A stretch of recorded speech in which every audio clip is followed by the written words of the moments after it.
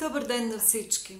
Обикновено във видеята тук обсъждаме неща, които още не сме достигнали, които липсват вътре в нас, съответно липсват и в нашето обкръжение. Как да си ги набавим също, към какви вътрешни постижения да се стремим, за да подобрим нашето ежедневие.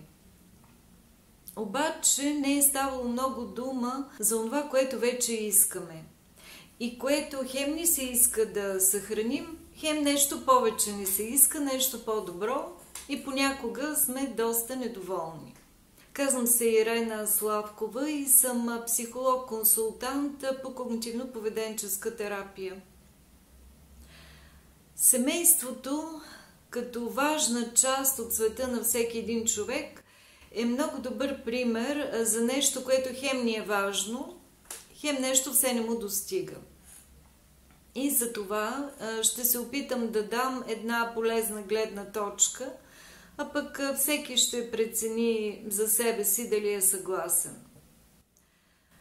Семейството, като имам предвид изобщо отношенията, стабилната връзка, то е нещо много важно. Нещо, което е от огромно значение, защото като хора, по природа, по рождение, ние се нуждаем от споделен живот. И много малко са тези, които предпочитат по-добре им да живеят в самота и избират съзнателно, а не живеят в самота по принуда. Някъде бях прочела, че човек може да понесе много неща неприятни в живота си и да се справи добре, ако е в стабилна връзка, което си е абсолютна истина. И за това е хубаво да се замислим върху това, което вече имаме, защото сме свикнали да приемаме нещата за даденост, ама те не са. Понякога, като имаме вече и семейство, и деца, продължаваме да искаме още и още и все сме недоволни. Нещо не достига, нещо от другите хора е по-наред, по-добре отколкото при нас. Къщата, колата, почивките или пък вниманието и грижата от страна на другия.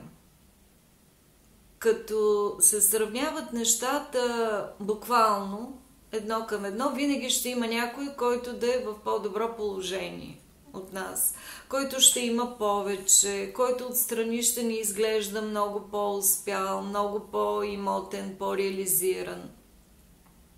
Но ако разглеждаме семейството или другия партньора не като източник на материални блага, а като вид опора, която до някъде е и материална, но повече емоционална.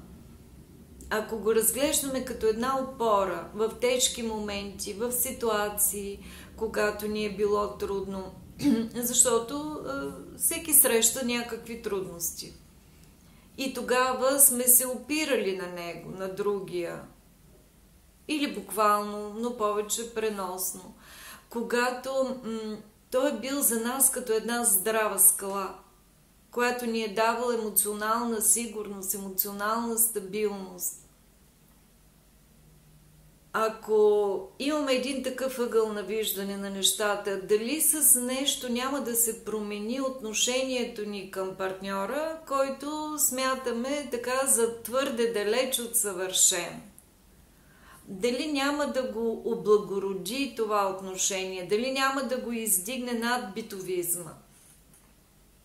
Струва си да се мисли по този въпрос. Бил ли е за вас вашия партньор като стабилна скала в трудностите или е бил повече като плаващи пясъци? И като се върнем назад във времето и в годините, отговорът на този въпрос може да се окаже от ключово значение за продължителността на една връзка. От ключово значение.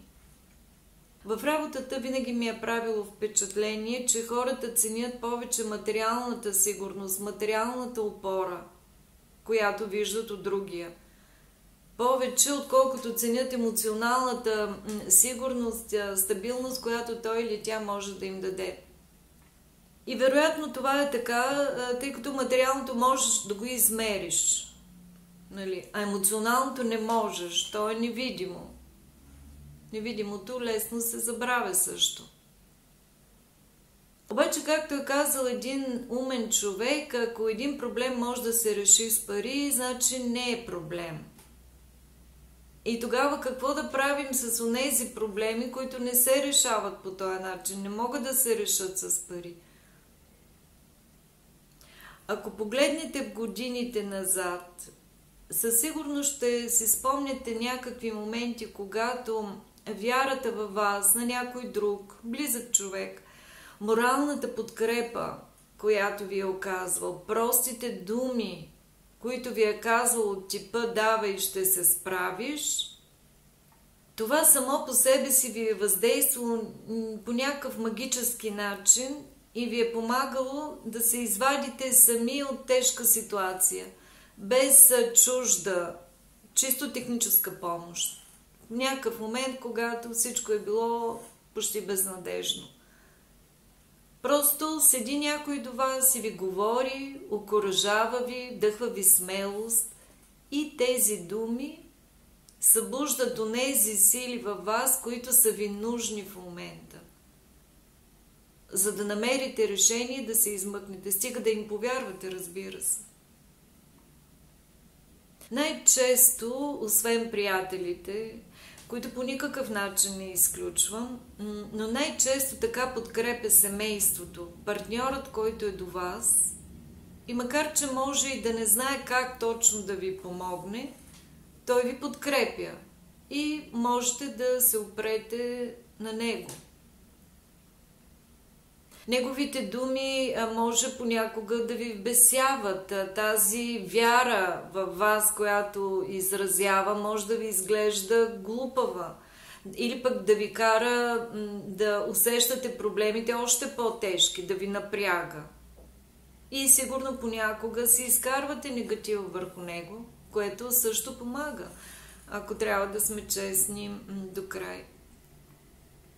Това прилича много на подкрепата, на опората, която намираме в децата си.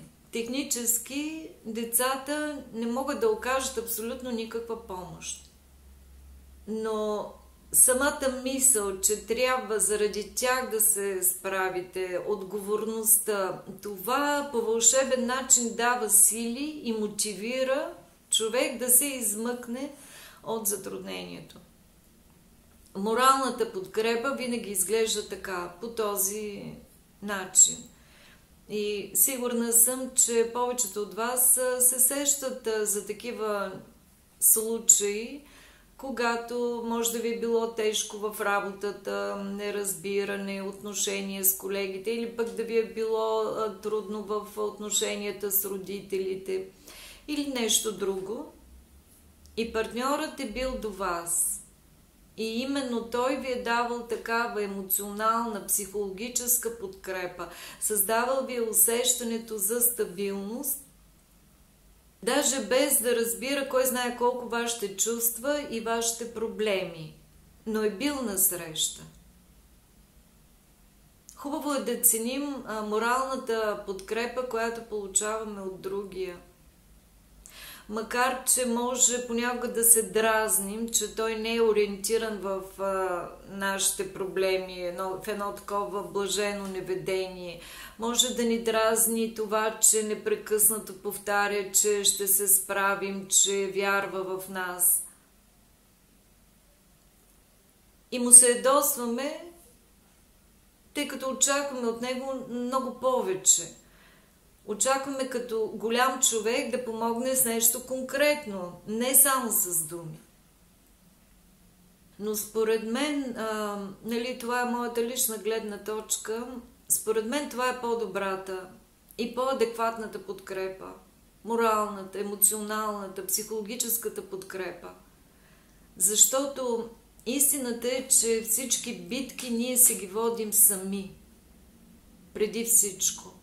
И не може да е другояче, защото всяка една битка, независимо срещу кого отвън, ние водим всъщност с нещо наше, нещо свое, нещо в себе си, което трябва да го разберем, да го променим и така да го преодолеем, да го осъзнаем, да пренасочим енергията от неработещи стратегии към други, които са по-адекватни на този житейски етап и съответно са по-ефективни, носят по-добри резултати. Затова няма защо да се сърдим на партньора, че ни подкрепя само на думи и че не ни разбира до край. Това е несъстоятелна претенция. Партньорът не е длъжен да разбира детайлно проблема ни и съответно да ни предлага решения. Но е хубаво, направо е прекрасно, когато разбира нас и че в този момент на нас ни е трудно. А защо не е длъжен? Както казах, това не е неговата битка. Това е нашата битка. Битката, която водим в себе си.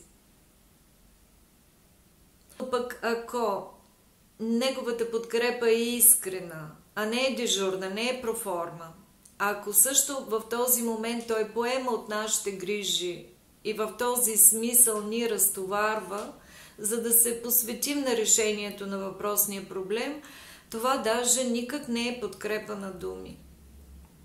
Много двойки решават въпроса с кариерното си израстване точно по този начин. Решават, че първо единия ще напише дисертация, примерно, което е много трудоемко, много енергоемко занятие, начинание, а после пише другия. И тогава как да им разделим заслугите? Няма как, трудно е. Всеки от двамата е добър професионалист, ще напише добра дисертация, но трудно ще го направи, ако не е разтоварен от грижите за семейството временно. И ако другият не е поел повече ангажименти за децата или бюджета. В днешно време този вид подкрепа е много важна, защото е трудно хем да се гради семейство, хем да се прави кариера, а пък ние искаме да имаме и двете. Но някои хора приемат такива неща за даденост и не ценят подкрепата. Приемат е за нещо, което се подразбира. Нещо, което е от само себе си дадено. Но нищо не се дава просто и така. Още повече, че ако не го ценим, рано или късно ще го загубим. И е много жалко, когато някои оценяват това, което имат, едва като го загубят. 2 или 3 са нещата, на които искам да обърна внимание днес и да споделя какво мисля. На първо място, не бива да се омаловажава ролята на емоционалната подкрепа и опора. Тя е толкова важна, колкото и материалната, според мен е даже и по-важна. Много хора са правили големи достижения, само защото някой наоколо е вярвал в тях.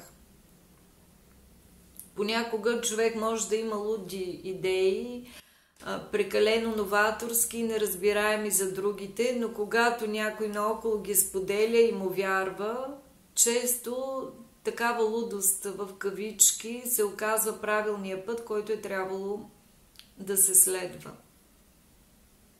На второ място, решението на проблема винаги е в нас. Затова ако другият, семейството или партньорът не може да ни предложи идеи за решение, но пък полага усилия да ни осигури някакви условия, както и в каквато степен му е възможно на него, за да стигнем сами до такова решение, това е предостатъчна подкрепа. Не може друг да се ориентира в собствения ни свят по-добре от нас самите. Дори психотерапевта няма такава амбиция, още по-малко такава претенция. Неговата цел е да ти помогне да разбереш себе си, но само ти можеш да го направиш. И не е вярно, че той те вижда като на тепсия и че те познава по-добре, отколкото ти сам се познаваш. Не е така. Само ти знаеш най-добре кое е добро за теб точно в този момент от твоя живот. Иначе терапевтът вижда добре някои твои черти, положителни, отрицателни, вижда някаква твоя част, ориентира се също по някакви общи схеми и предписания и затова може да ти се струва, че той те познава по-добре. Известна част от теб, да, със сигурност, но не и целият човек, а това е важното. Целият човек с всичките му болки, мечти и стремежи. И още нещо искам да добавя. Защо толкова ми се искаше да направя видео на такава тема? За семейството и опората, която намираме в него. Преди всичко, заради благодарността и равносметката. Равносметката, ако е правилна и ако не се намираме в състоянието на жертва, тя води до осъзнаването дали ценим или не ценим нещата, които имаме. И ако не ги ценим, дали не е по-добре да преосмислим това. Ако такава равносметка, въпреки всичко, не ви помогне да осъзнаете стойността на това, което вече имате, много лесно може да си представите какво ще бъде без него. Какво ще загубите, ако се разделите с сегашния партньор, който не удовлетворява абсолютно всички ваши изисквания. И този въпрос поражда най-често две реакции. Ще си намеря друг по-добър. И другата реакция е трай зло, че без тебе по-зло. Аз смятам, че и двата отговора са неадекватни.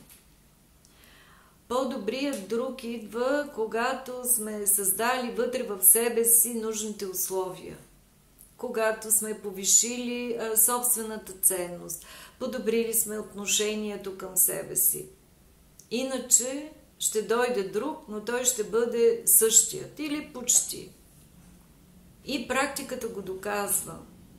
При жени, които са избягали от партньора, без да са направили необходимото вътрешно израстване преди или след това, няма значение, следващият партньор се оказва същият.